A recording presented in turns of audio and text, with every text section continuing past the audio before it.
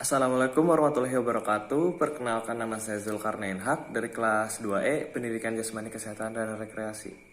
Di sini saya akan mempresentasikan hasil makalah yang saya buat mengenai pendidikan jasmani.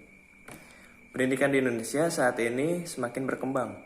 Meskipun terdapat sebagian orang yang menyatakan bahwa pendidikan di Indonesia terpuruk. Pada hakikatnya, bukan hasil pendidikan yang terpuruk, melainkan standar pendidikan yang setiap tahun selalu mengalami peningkatan. Jika dibandingkan dengan negara-negara maju, memang pendidikan di Indonesia masih tergolong rendah. Namun jika dibandingkan dengan negara berkembang lainnya, kualitas pendidikan di Indonesia sudah patut dikategorikan baik. Kebijakan-kebijakan yang mengatur tentang pendidikan pun sudah sangat banyak, sehingga memudahkan dan memberikan ruang gerak bagi insan pendidikan Indonesia untuk terus berinovasi dan membangun pendidikan yang berkarakter sesuai dengan harapan pendidikan nasional. Pendidikan jasmani merupakan salah satu usaha sadar untuk menciptakan lingkungan yang mampu mempengaruhi potensi peserta didik agar berkembang ke arah tingkah laku yang positif melalui aktivitas jasmani. Aktivitas jasmani inilah bentuk rangsangan yang diciptakan untuk mempengaruhi potensi-potensi yang dimiliki peserta didik dalam pembelajaran pendidikan jasmani di sekolah, mulai dari jenjang pendidikan usia dini sampai pendidikan menengah. Melalui aktivitas jasmani ini diharapkan tujuan pendidikan yang meliputi ranah kognitif, afektif, fisik, dan psikomotorik dapat terwujud.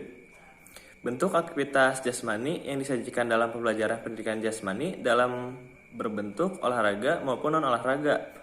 Olahraga seperti atletik, senam, permainan, bela diri, dan akuatik. Sedangkan non-olahraga dalam bentuk bermain, modifikasi cabang olahraga, dan aktivitas jasmani lainnya.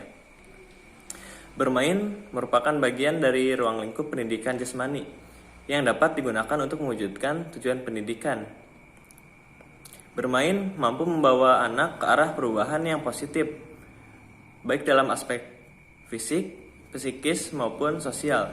Fungsi bermain dalam pendidikan jasmani adalah mengembangkan kemampuan kognitif, afektif, dan psikomotorik peserta didik secara nyata, yaitu terwujudnya peserta didik yang berkarakter. Hal ini menunjukkan bahwa tujuan pendidikan secara umum dapat tercapai yang media geraknya tubuh dirancang untuk menghasilkan beragam pengalaman dan tujuan, antara lain belajar, sosial, intelektual, keindahan, dan kesehatan. Tujuan pendidikan jasmani menurut Permendiknas. 1. Mengembangkan keterampilan pengelolaan diri dalam upaya pengembangan dan pemeliharaan kebugaran jasmani, serta pola hidup sehat melalui berbagai aktivitas jasmani dan olahraga yang terpilih. 2. Meningkatkan pertumbuhan fisik dan pengembangan psikis yang lebih baik. 3. Meningkatkan kemampuan dan keterampilan gerak dasar. 4. Meletakkan landasan karakter moral yang kuat melalui internalisasi nilai-nilai yang terkandung di dalam pendidikan jasmani, olahraga, dan kesehatan. 5. Mengembangkan sikap sportif, jujur, disiplin, bertanggung jawab, kerjasama, percaya diri, dan demokratis. 6. Mengembangkan keterampilan untuk menjaga keselamatan diri sendiri, orang lain, dan lingkungan.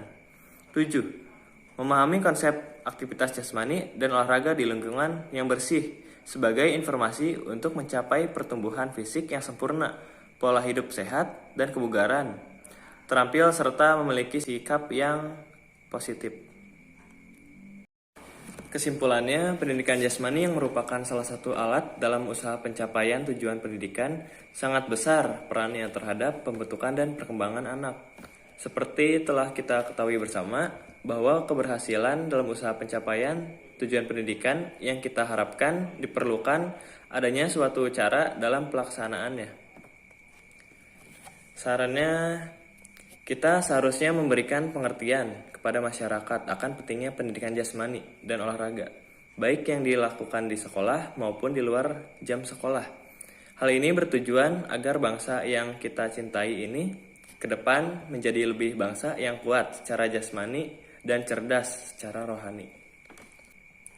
Sekian yang dapat saya sampaikan, kurang lebihnya mohon maaf. Wassalamualaikum warahmatullahi wabarakatuh.